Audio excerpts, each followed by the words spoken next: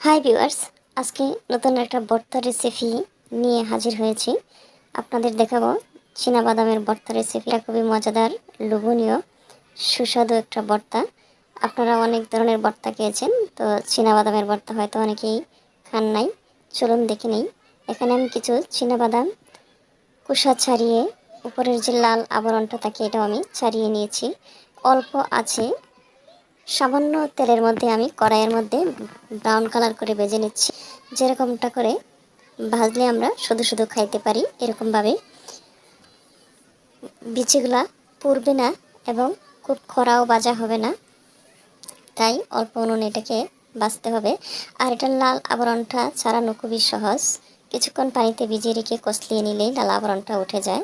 যখন ভেজে নেওয়া হয়ে গেছে আমি এটাকে চুলা থেকে উঠিয়ে নিচ্ছি। এবার আমি পরিমাণ মতো 3টা কাঁচামরিচ এবং একটা পেঁয়াজ, একটা রসুন আমি শুকনো খোলায় ভেজে নিয়েছি। প্রথমেই হ্যামারের মধ্যে আমি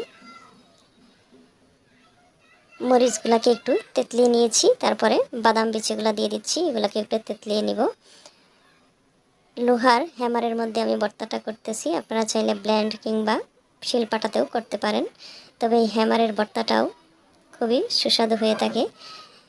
আমি একটু আস্তে আস্তে রেখে ভর্তাটা করব, একেবারে মিহি করব না।